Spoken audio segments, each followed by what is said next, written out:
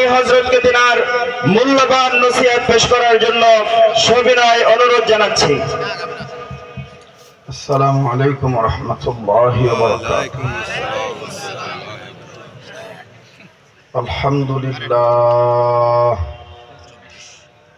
আলহামদুলিল্লাহি রাব্বিল আলামিন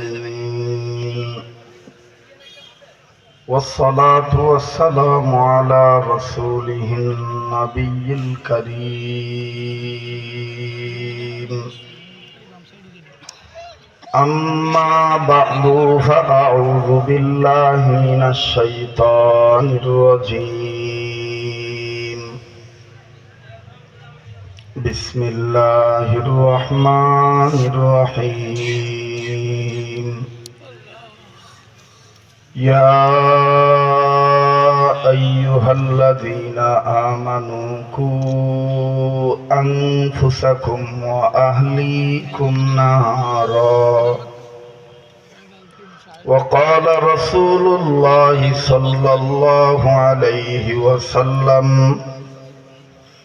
خيركم من تعلم القرآن وعلمه أو كما قال عليه الصلاة والسلام.